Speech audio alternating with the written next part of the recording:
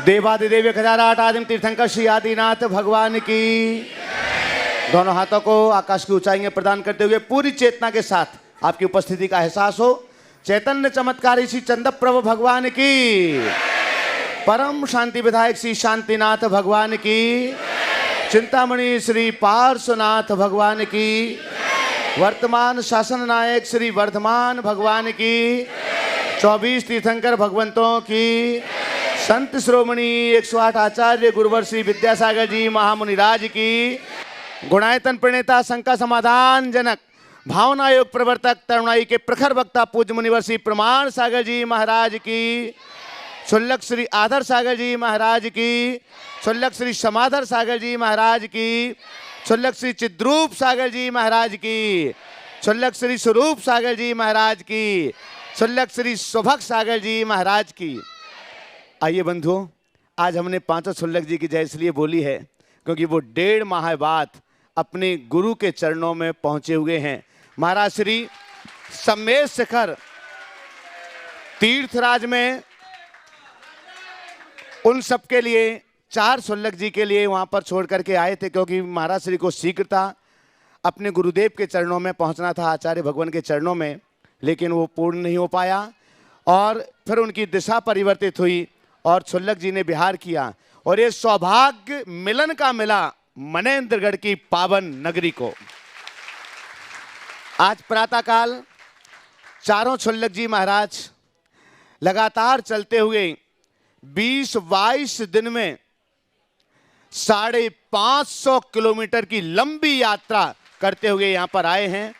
16 दिन से तो वे लगातार चल रहे हैं, सुबह और शाम एक भी समय का विश्राम उन्होंने नहीं लिया हुआ है। और आज वे लगातार 16 दिनों में 400 किलोमीटर की पद यात्रा करते हुए अपने इष्ट के श्री चरणों में यहाँ पर पहुँचे हुए हैं।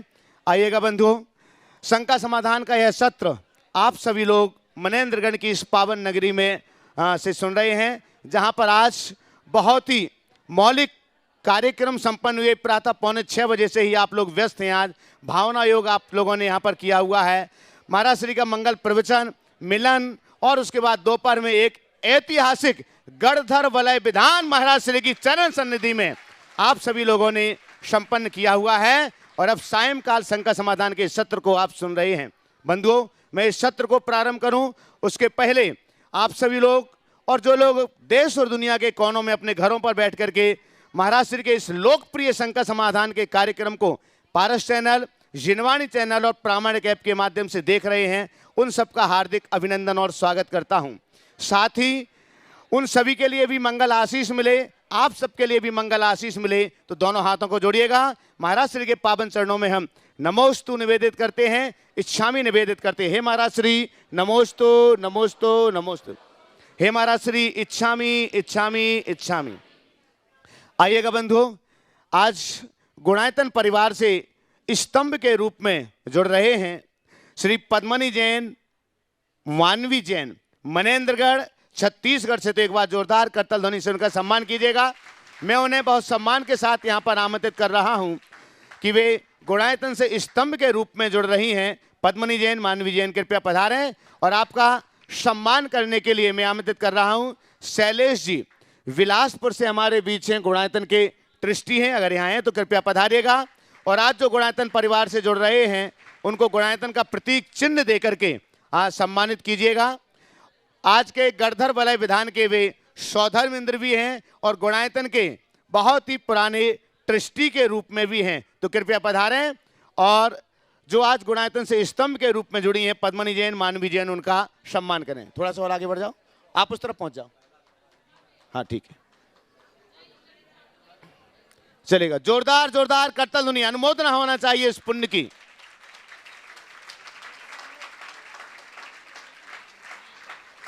आइएगा बंधुओं, इसी के साथ चलेगा। और प्रथम प्रश्न के लिए भी मैं पद्मनी जैन उनके लिए ही कह रहा हूं कि वे पहला प्रश्न भी अपना रखेंगे। माइक दे दो पहले शीघ्रता से। आज बंधुओं, चूंकि बहुत ज्यादा लोग यहाँ पर उपस्थित हैं, आप तो हैं ही, आपके बंधु भी यहाँ पर उपस्थित हैं और भी लोग आज मनेंद्रगढ़ से यहाँ पर उपस्थित हैं। आसपास के अतिथि भी यहाँ पर आज उपस्थित हैं। तो पहला प्रश्न रख रही हैं पद्मनी जैन। महाराज श्री के चरणों में त्रिवार नमोस्तु नमोस्तु नमोस्तु। महाराज श्री, हमारे शब्द और सोच दूरियों को बढ़ा देते हैं। कभी हम समझ नहीं पाते, कभी समझा नहीं पाते। इंसान अपना घमंड अच्छे वक्त में दिखाता है, लेकिन उसका भुगतान बुरे वक्त में करता है। बिल्कुल यथार्थ बात कही, और इस वाक्य को हमें याद करना चाहिए और एक संकल्प मन में रखना चाहिए कि हम अगर अपने आप को घमंड से मुक्त कर दे तो कभी बुरा वक्त आएगा ही नहीं। एक कहावत है, अभिमानी का सिर नीचा, आज नहीं कल जरूर होता है। इसलिए व्यक्ति को अभिमान से मुक्त होकर सरलता के साथ जीना चाहिए। और शब्द और सोच यदि दूरियां बढ़ाती है तो इसका दूसरा पहलू ये भी है कि शब्द और सोच से दूरियां मिट भी जाती है। यदि हमारे शब्द किसी की दूरी बढ़ा रही है, अगर उसी समय हमने क्षमा के 2 शब्द प्रकट कर दिए और अपने हृदय में सरलता को प्रकट करके सोच को सकारात्मक बना दी तो दूरी पूरी भी हो सकती है। तो हम दूरियां बढ़ाने का काम करने की जगह दूरियां मिटाने का काम करने का प्रयास करें। हाँ। और बंधुओं, अब मैं यहाँ पर बुला रहा हूँ 2 ऐसे उत्साही युवा कार्यकर्ताओं के लिए जो बहुत सुदूर से महाराज श्री के साथ लगातार मंगल विहार में चले हुए हैं। चारों छुल्लक जी के साथ मंगल विहार में वे चलते हुए यहाँ तक पहुँचे हैं और उन्होंने सारी व्यवस्थाओं को विहार भी करवाया, आहार व्यवस्थाएं और सारी व्यवस्थाओं को उन्होंने अंजाम दिया हुआ है। पीयूष जी जयपुर से हमारे बीच हैं, पीयूष जयपुर राजस्थान से हमारे बीच हैं। महाराज श्री के पास पर्यूषण में ये बालक रहता है, 10 दिन का उपवास करता है। 32 दिन के 16 कारण के 32 उपवास करता है और उसके बाद सारी व्यवस्थाओं को देखते हैं, पूरी भोजनशाला देखते हैं। तो पीयूष जी यहाँ पर हैं और आपके सम्मान के लिए मैं आमंत्रित कर रहा हूँ रितेश जैन। एक साथ दोनों को बुला लो। हाँ, साथ में चलिए। हरीश जी दिल्ली से हमारे बीच हैं। एक बार जोरदार करता ध्वनि से दोनों बार। हालांकि 15 लोगों की टीम इनकी थी साथ में, लेकिन मैं इन दोनों को यहाँ पर आमंत्रित कर रहा हूँ। और गुणायतन के ट्रस्टी भी हैं हरीश जी दिल्ली।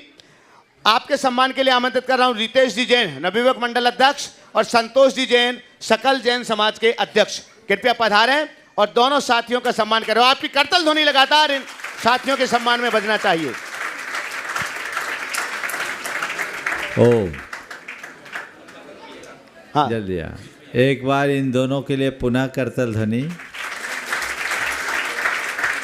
घर परिवार सब कुछ छोड़कर तन मन धन से समर्पित होकर सेवा करते हमारे साथ विहार कर रहे थे।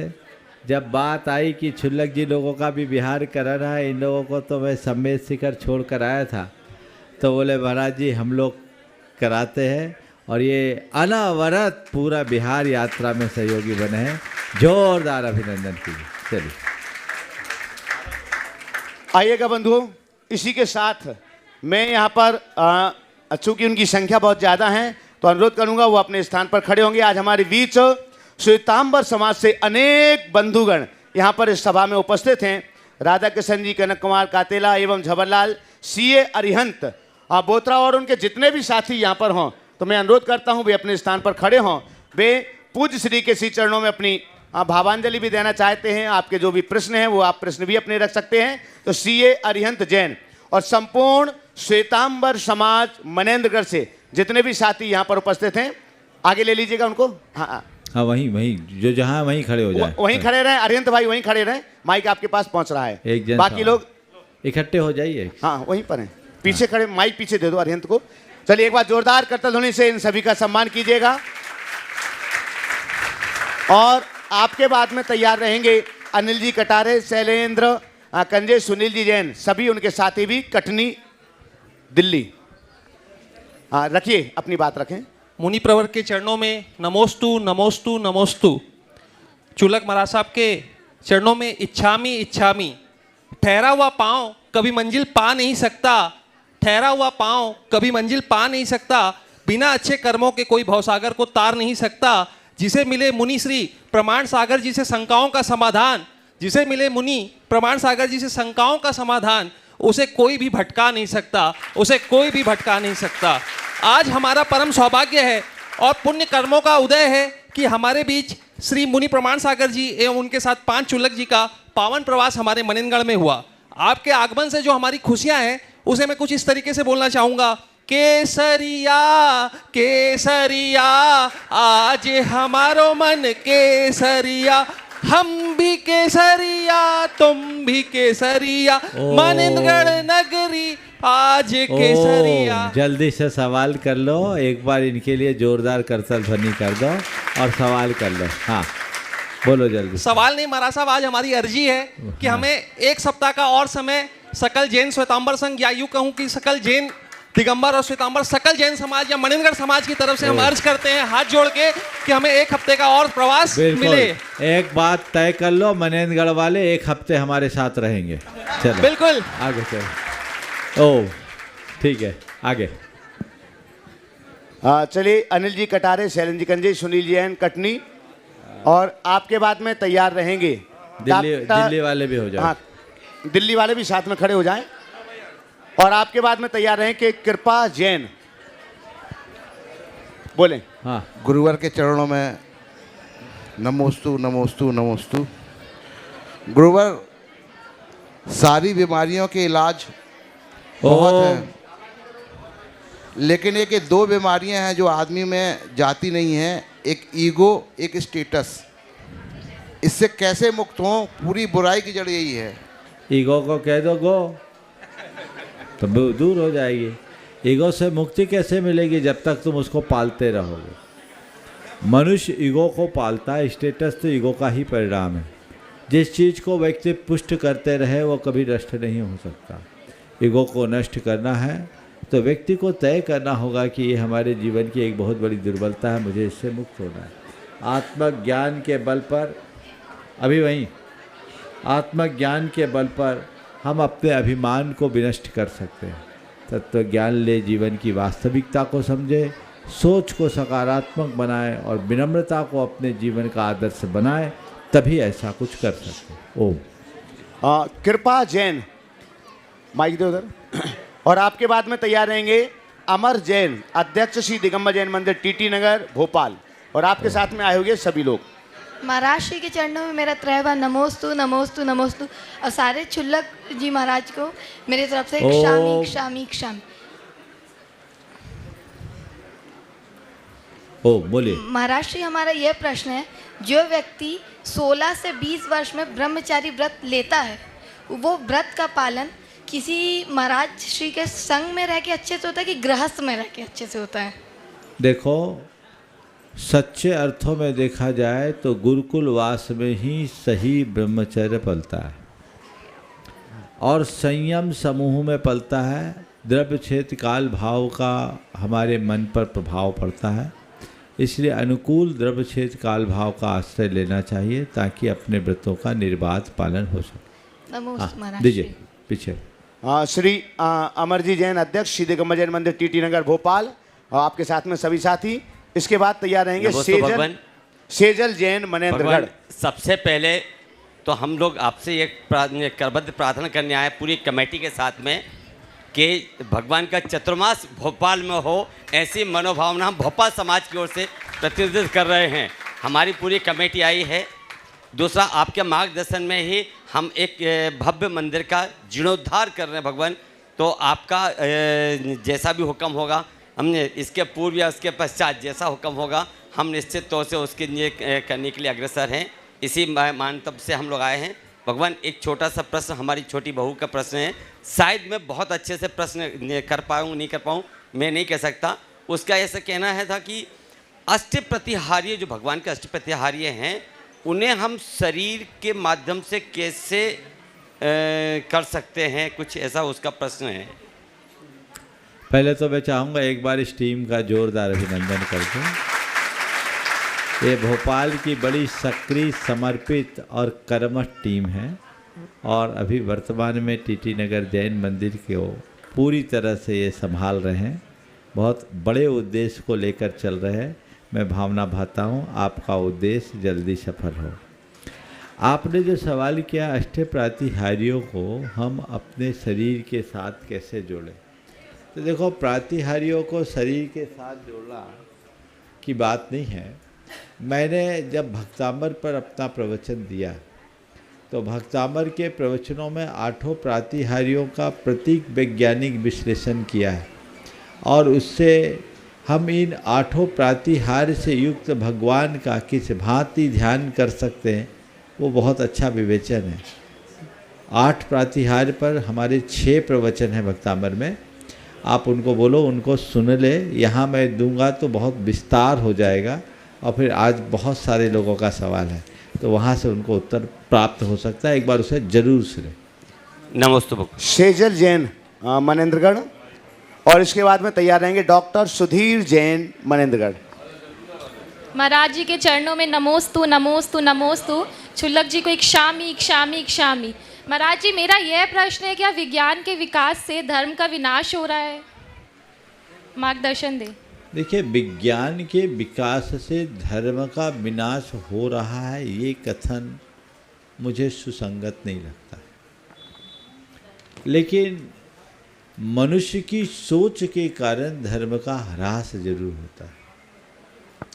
विज्ञान हो या टेक्नोलॉजी, यदि सही सोच के साथ अपनाया जाए तो हम इससे धर्म का विकास भी कर सकते हैं। आज हम घर बैठे धर्म की, तत्व ज्ञान की बड़ी बड़ी बातें सुन रहे हैं। लाखों लोगों को लाभ मिल रहा है। जो सहज सुलभ नहीं थी वो सब बातें आज सहज सुलभ होने लगी। कोविड के दौर में तो ये टेक्नोलॉजी ने ही सबका तारण हार बनने का काम किया। फिर ये कैसे कहे कि विज्ञान ने हमारा विनाश किया, धर्म का विनाश किया? ये आरोप थोड़ा ठीक नहीं। हमारे लिए सहारा भी बन सकता है यदि हमारी सोच वैसी हो। विज्ञान ने हमें चीज़ें दी, अब इन चीज़ों का हम उपयोग कैसे करें? मुझे अल्बर्ट आइंस्टीन की एक बात याद आ रही है। अल्बर्ट आइंस्टीन ने जब एटॉमिक पावर का इन्वेंशन किया तो उसके बाद उनसे किसी ने सवाल किया कि आपने एटॉमिक पावर का इन्वेंशन किस लिए किया? बोले मानवता के निर्माण के लिए।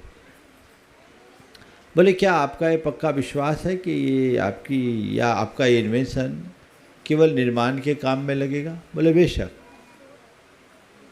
आपका ये आविष्कार केवल निर्माण के काम में लगेगा? बोले हाँ बेशक, जब तक कि मनुष्य का दिल और दिमाग दुरुस्त हो। तो जब तक दिल और दिमाग दुरुस्त है, विज्ञान हमारे लिए वरदान है, और दिल और दिमाग अगर उलट जाए तो बहुत बड़ा अभिशाप। तो धर्मी व्यक्ति यदि विज्ञान का उपयोग करता है तो संतुलित मन से करेगा, वो उसका सही उपयोग करेगा। और पापी व्यक्ति यदि विज्ञान का उपयोग करेगा तो विध्वंस में करेगा। हम सही उपयोग करें। चीज़ें अपनी जगह है, चीज़ों से भी ज़्यादा महत्व उनके उपयोग का है। आप कैसा उपयोग कर रहे हैं? आपके हाथ में दिया सलाई है, आप उससे दीप भी जलाकर किसी का घर रोशन भी कर सकते हैं, तो पूरी बस्ती को खाक भी कर सकते हैं। इसमें दिया सलाई का क्या दोष? दोस्तों, प्रयोगकर्ता का है। इसलिए मैं इस वाक्य को बदल कर कहता हूँ, हर धर्मी को वैज्ञानिक होना चाहिए और हर वैज्ञानिक को धर्मी होना चाहिए। धर्मी यदि वैज्ञानिक दृष्टि रखेगा तो वो रूढ़िवादिता से बचेगा, और वैज्ञानिक यदि धर्म से जुड़ा रहेगा तो वो जो भी करेगा वह मानवता के कल्याण के लिए करेगा। ये दृष्टिकोण है। नमोस्तु महाराज जी। डॉक्टर सुधीर जैन मनेंद्रगढ़, आपके बाद तैयार रहेंगे पूर्वी वर्जात्या। महाराज जी के चरणों में त्रिवार नमोस्तु और क्षुल्लक जी के चरणों में इच्छामि। महाराज जी, बड़े भाग्य से नर्तन पायो, श्रावक कुल पर्याय मिली। कहते हैं कि 84 लाख योनियों में भटकने के बाद ये नर्तन मिलता है, परंतु आज हम देख रहे हैं विश्व की जनसंख्या बहुत तेज़ी से बढ़ रही है। तो क्या जितने भी पुण्यशाली जीव हैं वो अभी पैदा हो रहे हैं क्या? प्रश्न सुनो, इसके आशय को समझना। मनुष्य पन पाना, मनुष्य पर्याय पाना दुर्लभ नहीं है, मनुष्यता को पाना दुर्लभ है। क्या बोल रहा हूं? मनुष्यता को पाना दुर्लभ। नर्तन पाए और नरत्व पाए, दोनों में अंतर है। नर्तनधारी तो इतने बढ़ रहे हैं कि जनसंख्या नियंत्रण के कृत्रिम उपाय करने पड़ रहे हैं। जी जी। लेकिन मनुष्यता का क्या हाल है? मनुष्यता दिनों दिन घिर रही है, वही चिंता का विषय है। तो हम सबको मनुजत्व को उद्घाटित करना चाहिए। हम प्रकृति से, आकृति से मनुष्य बने हैं, हमारे भीतर मनुष्य की प्रकृति आए, ये प्रयास होना चाहिए। नमस्ते महाराज। पूर्वी बड़जात्या अजनास खाते गांव से हैं, वर्तमान में बेल्जियम में कार्यरत हैं और मुनि श्री दुर्लभ सागर जी महाराज जी के ग्रस्त परिवार से हैं। तो एक बार जोरदार करतल ध्वनि से उनका सम्मान भी कीजिए। आपके बाद तैयार रहेंगे सीए शिवांक जैन मनेंद्रगढ़। शुल्लक जी के चरणों में मेरा क्षामी क्षामी क्षामी। महाराज जी, मैं विदेश में रहती हूँ, मैं चाहती हूँ कि मैं अपने भावनाओं को धर्म के प्रति लगाऊं, लेकिन मुझे पता है आजकल का ज़माना वर्चुअल की तरफ जा रहा है, उसमें बहुत सारी चीज़ें हैं, लेकिन आजकल के ज़माने में जब तक आप प्रैक्टिकल किसी चीज़ को समझेंगे नहीं, तब तक उस चीज़ में आपका भावनाएं नहीं जुड़ती हैं। प्लीज़ मार्गदर्शन दें कि हम कैसे वहाँ रहकर अपने भावनाओं और अपने धर्म का कार्य लगा सके। द्रव्यक्षेत्र काल भाव के अनुसार किया जाता है। यहाँ रहने वाले व्यक्ति का धर्म अलग तरीके से होगा। एक पशु पक्षी धर्म करेगा तो अलग तरीके से करेगा। दूर देश में रहने वाला व्यक्ति धर्म करेगा तो अलग तरीके से करेगा। एक सामान्य दिनचर्या वाला व्यक्ति धर्म करेगा तो अलग तरीके से करेगा। कोई प्रोफेशनल व्यक्ति है तो अपना धर्म अलग तरीके से करेगा। द्रव्यक्षेत्र काल की सीमाएं हमारे लिए बाधा नहीं बनती। हम धर्म करने का तरीका बदल सकते हैं। आप जहाँ हो, आप सोचो कि मुझे यहाँ की तरह रोज़ मंदिर में पूजा पाठ करने का अवसर मिल जाए, मुझे वहाँ व्रत उपवास करने की अनुकूलताएं सुलभ हो जाए, मुझे रोज़ महाराजों के संगति का आहार देने का मौका मिल जाए। शायद ये वहाँ संभव नहीं है, लेकिन फिर भी आप वहाँ वह सब कुछ कर सकते जो लोग यहाँ नहीं कर सकता। आप वहाँ बैठे बैठे जाप तो कर सकते हो, सामायिक तो कर सकते हो, स्वाध्याय तो कर सकते हो, वर्चुअली प्रवचन सुन सकते हो। क्या ये धर्म ध्यान नहीं है? और अपने अंदर एक आध्यात्मिक चेतना को विकसित कर अपना रूपांतरण नहीं कर सकते? क्या धर्म है कि नहीं? अपने इमोशंस पर कंट्रोल और अपनी बैड हैबिट्स से अपनी मुक्ति धर्म का पहला प्रयोजन ही है।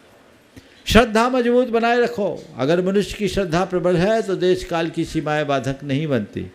और आप तो बेल्जियम में हो ना? जी महाराज। बेल्जियम में तो सुविधाएं हैं।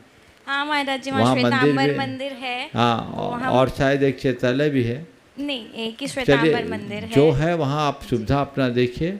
और अभी तो अमेरिका में बहुत सारे ऐसे जैन भाई हैं जो भारतीयों से ज़्यादा विशुद्ध जैनी, जो 16 कारण के उपवास करते हैं, जो अष्टमी चतुर्दशी एकासन करते हैं, उपवास करते हैं, रात्रि में चारों प्रकार के आहार का त्याग करते हैं।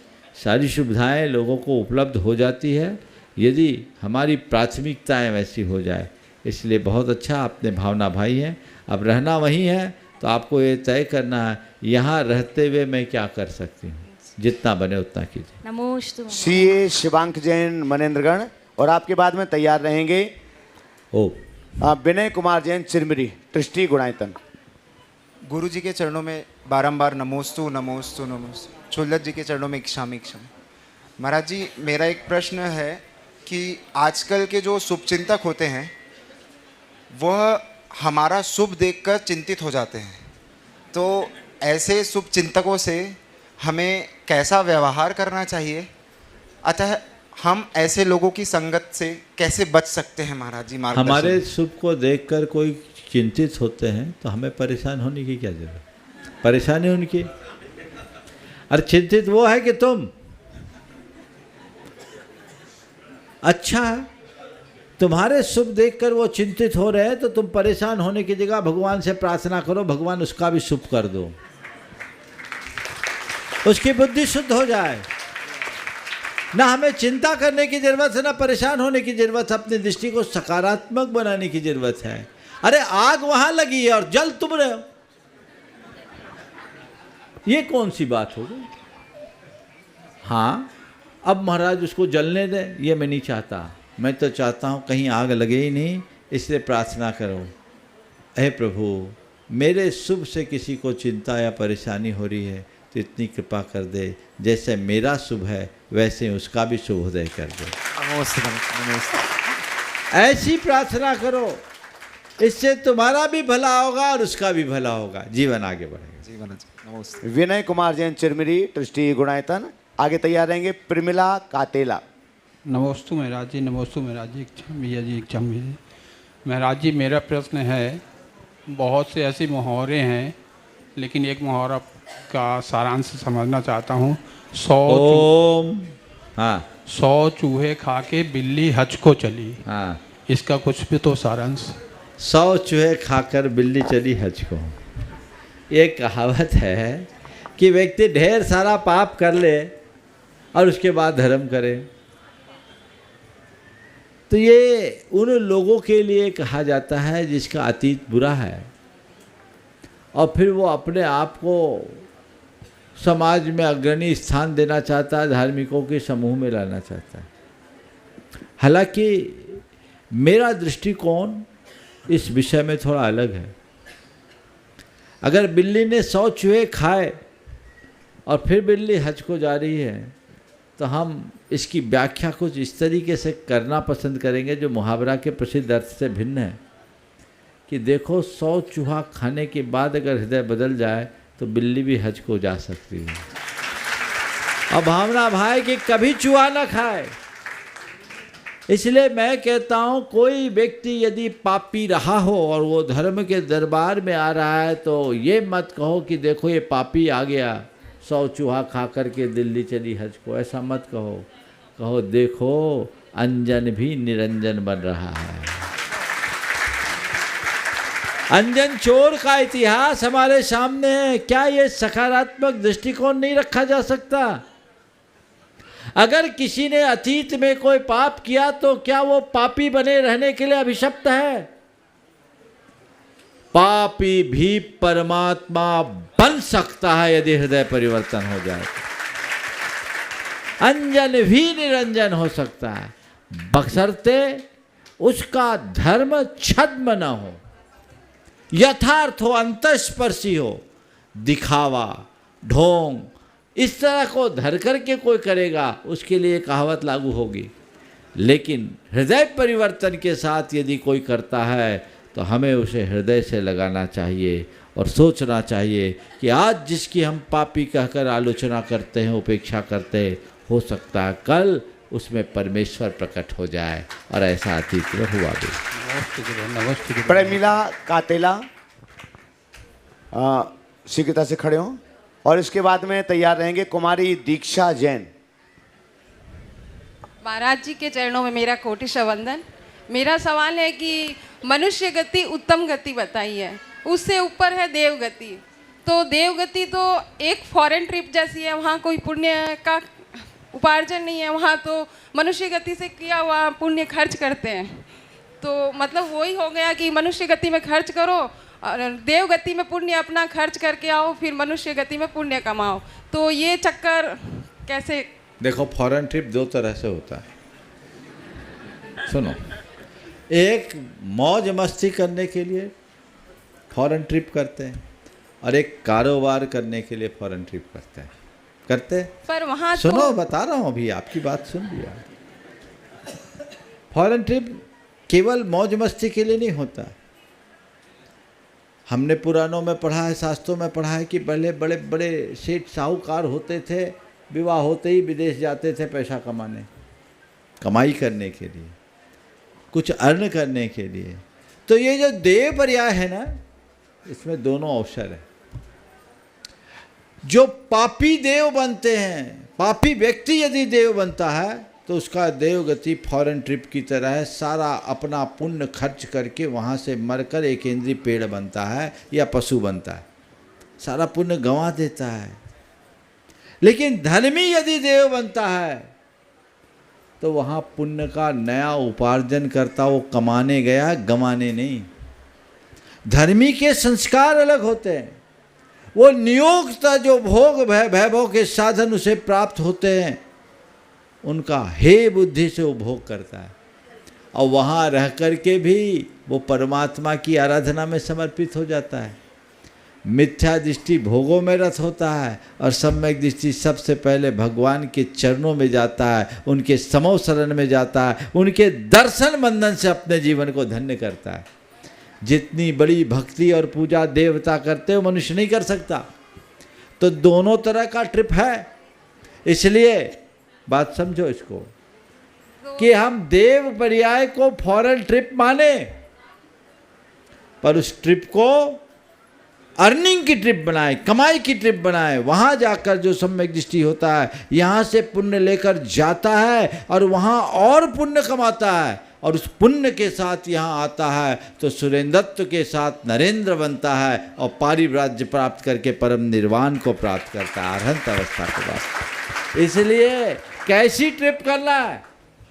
विदेश जाने का मौका मिले तो एक तो जेब खाली करके आने वाले हैं और दूसरे जेब भर के आने वाले हैं। बोलो तुम कैसा बनना चाहते हो? हाँ बोलो। महाराज थोड़ा खाली करे थोड़ा भरे नहीं, वहाँ जितना मौज मस्ती करना, लेकिन इस हिसाब से आना कि लौटे तो जेब भरी हो। समझ गए? एक ने कहा महाराज हम दुबई जब भी जाते हैं तो कुछ इतना ले आते कि हमारा टिकट का खर्चा निकल आता, कुछ सिस्टम वहाँ का। तो ये चतुराई है ना। ऐसे ही ज्ञानी जी स्वर्ग का वैभव पा करके भी उसमें रमता नहीं, और अज्ञानी जी भोगों में आसक्त होकर अपना पतन करते। धन्यवाद। कुमारी धन्यवाद नहीं नमोस्तु बोलते। कुमारी दीक्षा जैन मनेन्द्रगढ़, और आपके बाद तैयार रहेंगे अंश विनोद मोदी भाटापारा। गुरुदेव के चरणों में त्रिवार नमोस्तु नमोस्तु नमोस्तु। गुरुदेव आप सभी कहते हैं कि भगवान के दर पर मांगना नहीं चाहिए, किंतु गुरुवर हम बच्चे तो बड़ों के आश्रित हैं। भगवान तो बड़े होते हैं, हम उन्हीं से नहीं मांगेंगे तो किस दर पर अपनी इच्छा की पूर्ति करेंगे? बिल्कुल भगवान बड़े होते हैं, मांगने की ज़रूरत नहीं। बड़े वो होते हैं जो बिना मांगे दे देते हैं। पेड़ के नीचे जाओ और छाया मांगो, उसको क्या बोलेंगे? बोलो। कोई पेड़ के नीचे जाए और कहे हे पेड़ मुझे छाया दे दो, क्या बोलेंगे? थोड़ा बोलो। फल मांगेंगे। हाँ फल मांगेंगे। नहीं, पेड़ के नीचे जाकर कोई छाया मांगे तो उससे क्या बोलेंगे? बेवकूफ। हाँ बेवकूफ। तो हम बेवकूफ़ी क्यों करें? लेकिन क्या करें, हम जन्मजात बेवकूफ़ है, आदत हमारी जाती नहीं। मांगने की आदत मेरी जाती नहीं, तेरे आगे भगवान लाज आती नहीं, है ना? ये आप लोग बोलते हो। तो भगवान से जिसकी आदत मांगने की बनी हुई है वो हाथ ही फैलाता है। पर मैं इसे थोड़े दूसरे नज़रिए से देखता हूँ। जो अभी तक भिखारी बना रहा और भिखारी के आगे हाथ फैलाता रहा, उसे कुछ नहीं मिलेगा। बोलो, एक भिखारी किसी दूसरे भिखारी के आगे हाथ फैलाएगा तो कुछ पाएगा क्या? हाँ बोलो। नहीं ना। तो अभी तक संसारी थे। हे भगवान, मुझे तो पता ही नहीं था आपका। मैं भिखारी था और जिसके पास भी हाथ फैलाया वो मुझसे बड़ा भिखारी दिखा, मिला ही नहीं। पर आप सम्राट हो, सम्राटों के सम्राट हो, तो भिखारियों की जगह सम्राट के आगे हाथ फैलाना ज़्यादा बुरा नहीं है। उत्तम तो यही है कि कहीं हाथ फैलाओ ही नहीं, लेकिन एक व्यक्ति कहीं भगवान के आगे हाथ फैला रहा है तो ये उसकी कमजोरी को दर्शा रहा है, पर कम से कम भगवान के पास फैला रहा है। हो सकता है कल भगवान की शरण में आए और अपनी भगवत्ता को पहचान ले तो हाथ फैलाने की आदत भी छूट जाएगी। अंश के सुनो, कल्याण मंदिर में एक बात लिखी, अजानतस्तम नमतो फलम यत् तम जानतस्तु, ऐसे कारिका भूल रहा हूँ मैं। हे भगवान, नहीं, हे भगवान, एक व्यक्ति है जो आपके स्वरूप को न जानते हुए इधर उधर हाथ फैला रहा है, और एक वह व्यक्ति है जो आपके चरणों में आकर अपना हाथ फैला रहा है। दोनों में श्रेष्ठ कौन है? एक आपके स्वरूप को न जान करके इधर उधर भटक रहा है, चाहे जिसके आगे मत्था टेक रहा, हाथ फैला रहा है, और एक आपके चरणों में आकर अपना हाथ फैला रहा है। दोनों में श्रेष्ठ कौन है? उत्तर दिया और उदाहरण दिया। एक आदमी है जो हरित मणि को कांच मानकर बेच रहा है, और दूसरा है जो कांच को हरित मणि मानने का भ्रम पाल रहा है। श्रेष्ठ कौन है? बोलो। हरित मणि को कांच मानकर बेचने वाला या कांच को हरित मणि बताने वाला? समझ में, कलयुगी बनिया हो तुम लोग सब। अरे तुम बेवकूफ बनाओ, दुनिया बेवकूफ नहीं है। कांच तो कांच ही होगी, कांच कभी हरित मणि नहीं बन सकता। लेकिन कोई नादान हरित मणि को आज कांच मान रहा है, ठीक है, लेकिन जिस पल उसे पता लगेगा ये कांच नहीं हरित मणि है, उसी क्षण माला माल हो जाएगा। समझ गए? कांच तुम्हें निहाल नहीं कर सकता और हरित मणि एक पल में निहाल कर देगा। इसलिए यदि कभी मांगना भी है तो कहाँ मांगो? सम्राट से मांगना, भिखारी से नहीं। क्या? और ये सम्राट ऐसे हैं कि मांगने की जरूरत ही नहीं है। इसलिए बेवकूफ़ी ख़त्म करो और भगवान कहो तेरे आगे लाज मुझको आती नहीं, अब लाज आने लगी है क्योंकि मैंने अपनी लाज जान ली है। ये सोच होनी चाहिए। ओ अंश को विनोद मोदी भाटापारा।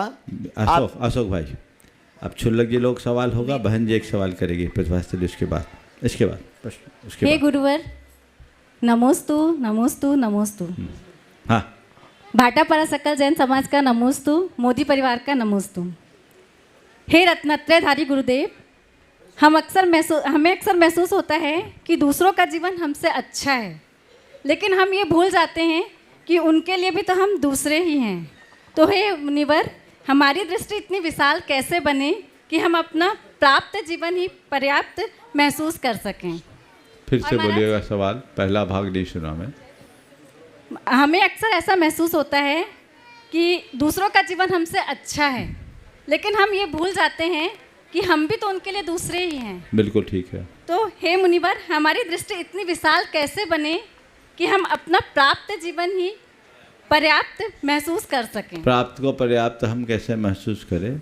दूसरों को जब तक देखोगे तब तक तुम्हें अपना जो प्राप्त है वो अपर्याप्त ही लगेगा, और अपनी ओर देखोगे तो जो अपना है वो सब कुछ दिखेगा।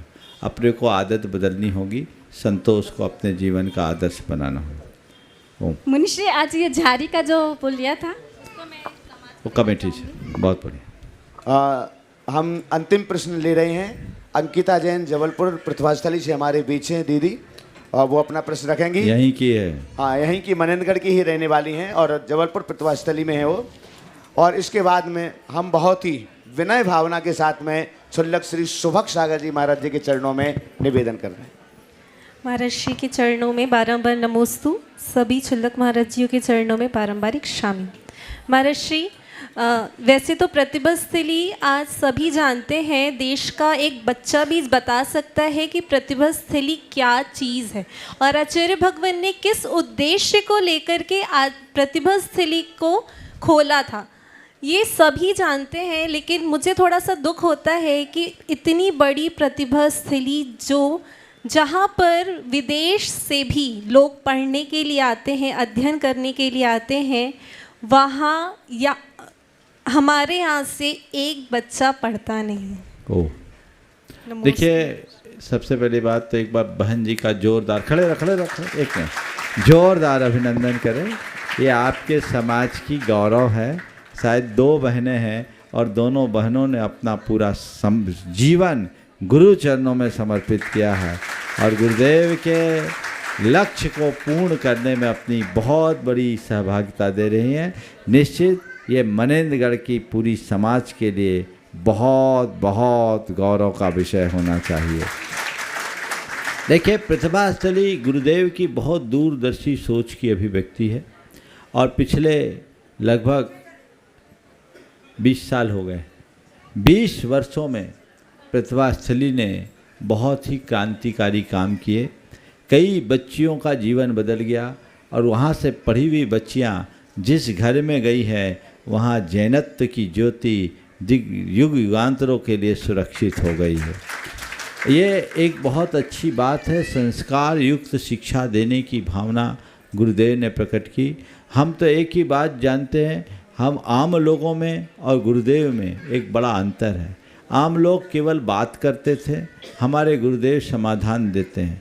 हमारे यहाँ कहा जाता था बच्चियाँ भाग रही है, गुरुदेव ने कहा बच्चियाँ भागे उससे पहले उनको जगा दो, और उनको जगाने के लिए प्रतिभा स्थली खोल दी। अब कोई बच्ची भागेगी कहाँ? आप चाहते हो कि मेरी बेटी मर्यादा में रहे, मेरी बेटी संस्कारों से युक्त रहे, मेरी बेटी इधर उधर न भागे, मेरी बेटी इसके उसके चक्कर में न फंसे, उसके जीवन में शील संयम संस्कार और सदाचार की ज्योत जलती रहे, तो प्रतिभा स्थली से अच्छा कोई विद्यालय नहीं होगा, जहाँ गुणवत्ता युक्त शिक्षा के साथ संस्कार भी मिले। आज भारत के प्रधानमंत्री ने भी इसकी कितनी सराहना की। समाज को चाहिए कि इस बात पर ध्यान दे और अपने बच्चों के भावी जीवन को सुरक्षित करने के लिए अपना बच्चियों को वहीं दाखिल करे। नया सत्र चालू होने वाला है। जिनकी भी बेटियां 4th क्लास से एडमिशन शुरू होता है, कहाँ तक होता है? 6 तक, हाँ 6वीं तक।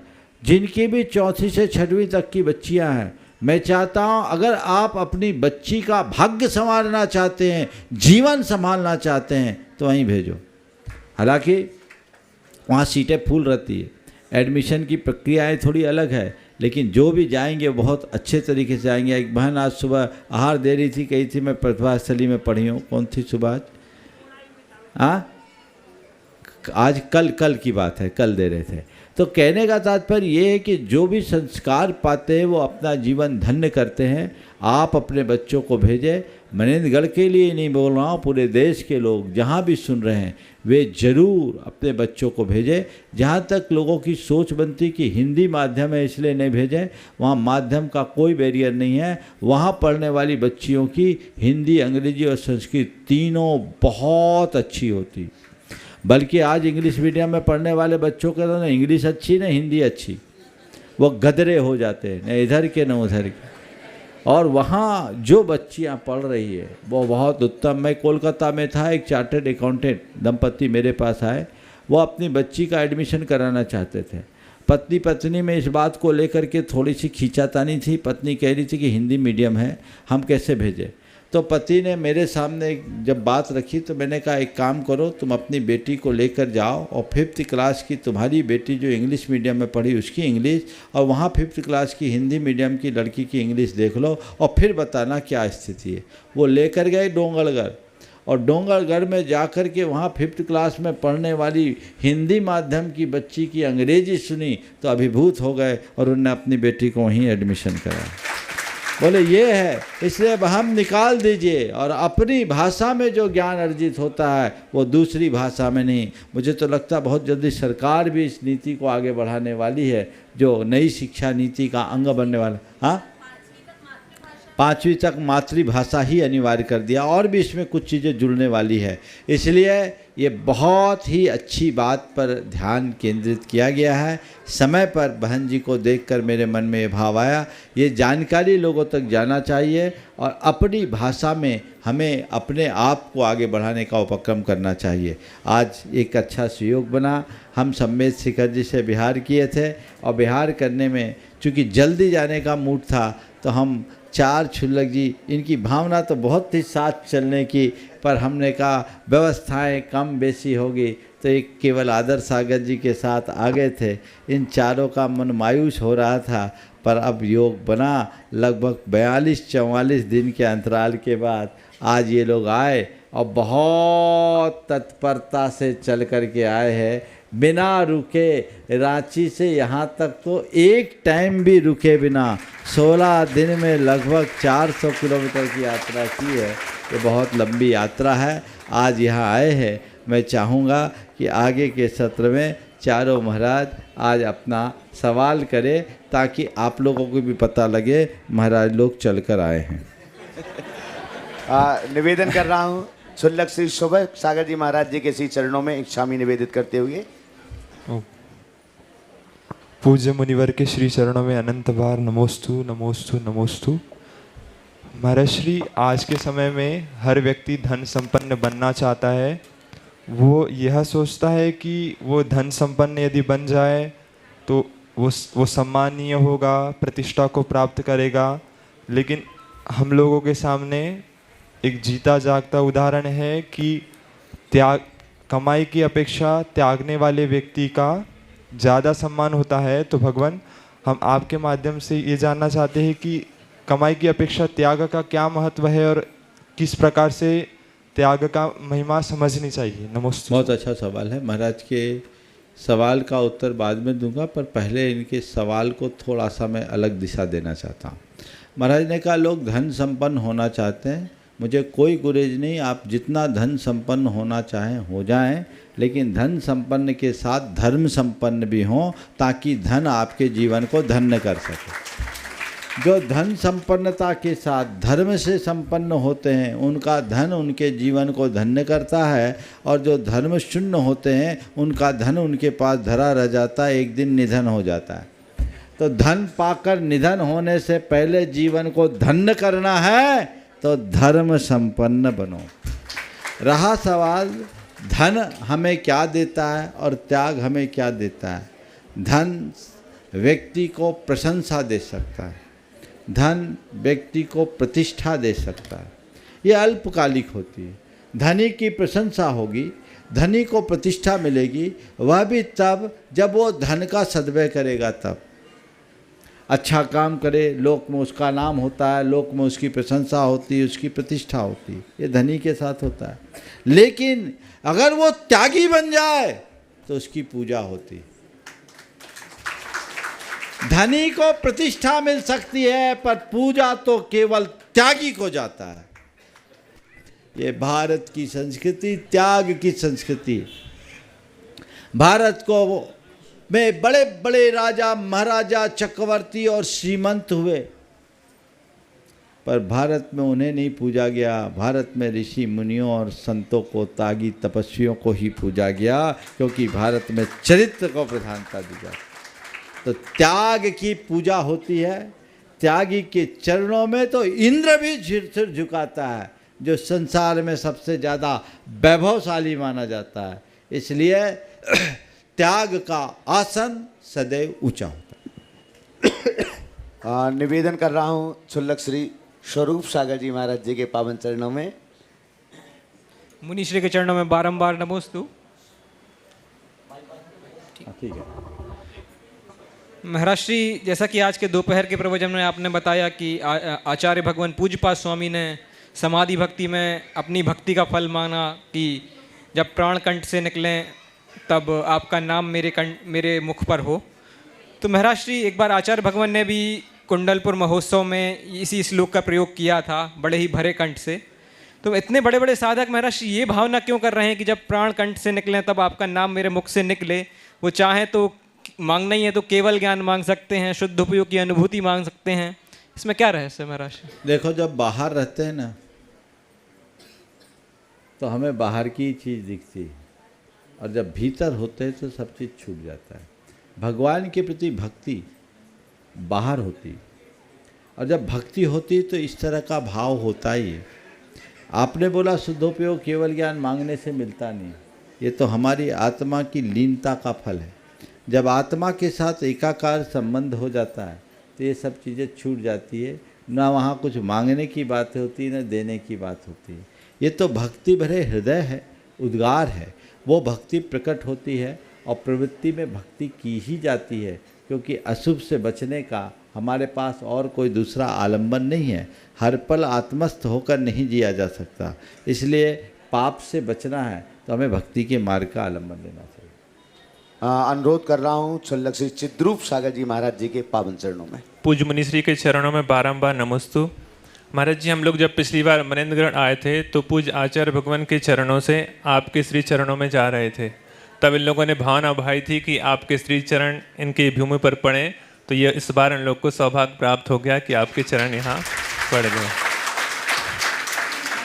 मनेंद्रगण महाराज जी, मनेंद्रगण ये शब्द, इससे एक प्रश्न है कि जैसे सुरेंद्र देवेंद्र शब्द बनता है, वैसे मनेंद्र शब्द बना, मतलब जो मन पर राज करे वो, या मन को जो विजेता हो मनेंद्र, और गढ़ यानी वास्तव में गढ़ तो आत्म तत्व है, जो मन का विजेता बनेगा वो अपने गढ़ यानी आत्म तत्व को प्राप्त कर पाएगा।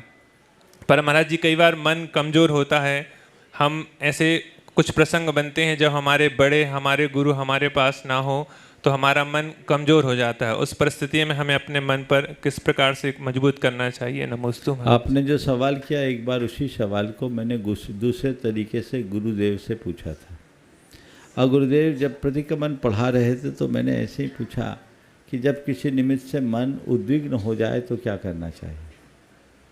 मन उद्विग्न हो जाए तो क्या करना चाहिए? उन्होंने बहुत सधावा उत्तर दिया, विजित मना के चरणों में चले जाना चाहिए। क्या? विजित मना के चरणों में चला जाना चाहिए। और गुरुजनों का, बड़े जनों का जब योग हो और मन में तकलीफ हो, स्वाभाविक ही ऐसा होता है। ये अंदर का अनुराग, ये भक्ति है जो हमें अंदर से विवल करती है। लेकिन उस समय यदि हम भगवान की शरण में चले जाएं या गुरुओं की बातों को अपने हृदय में आत्मसात कर लें तो अपने परिणामों को बहुत आसानी से स्थिर किया जा सकता है। इच्छाई पूर्वक निवेदन है क्षुल्लक श्री समादर सागर जी महाराज जी के पावन चरणों में। महाराज जी चरणों में नमोस्तु नमोस्तु नमोस्तु। महाराज जी बीच में जब हम लोग आ रहे थे तो एक बच्ची ने प्रश्न किया था, जब हम लोगों ने वहाँ पर उनको संबोधन दिया था कि क्या पाप होता है क्या? क्योंकि जब इस देश में जब हम देखते हुए आए कि यहाँ से वहाँ तक हिंसा का साम्राज्य छाया हुआ है, लोग वही खाते पीते हैं, तो उस बच्ची ने प्रश्न किया था जब पाप होता है तो हम लोगों को इस पाप की परिभाषा का परिचय क्यों नहीं कराया जाता? तो इसको हम लोगों तक किस प्रकार से पहुँचा सकते हैं समाधान के? पाप का परिचय कराने की जरूरत नहीं, सारा संसार पाप से परिचित है। लेकिन पाप और पुण्य का विषय तो उनके लिए है जिनके मन में पाप से डर हो। जिनके हृदय में पाप से डर ही नहीं, उनको क्या पाप क्या पुण्य? वो तो उनके अपने जीवन का तरीका है और वो अपने जीवन के तरीके से जीते हैं, इसलिए वैसा होता है। इसलिए हमें ये कहना चाहिए कि तुम्हारे हृदय में अगर पाप पुण्य की समझ है और पाप से डर है तो तुम पाप से बचो। और जिनके लिए पाप से कोई डर नहीं, वो तो एक कसाई भी अपना जीवन जीता है, उसके लिए हम कुछ नहीं कर सकते। जब उनकी पात्रता जगेगी, उनका भाग्य जगेगा, तभी ऐसा कुछ हो सकेगा। समय हो गया है, यहीं पर विराम। बोलिए परम पूज्य आचार्य गुरुवर श्री विद्यासागर जी महाराज की। कल का प्रातः काल का कार्यक्रम बिजरी में होगा, आप सबको पता है ना। बिजरी वाले बहुत दिन से लगे हुए हैं। कल आप लोगों को जितना मौका मिला ज़्यादा मिल गया, आज का तो बोनस है, इसलिए दो शंका समाधान।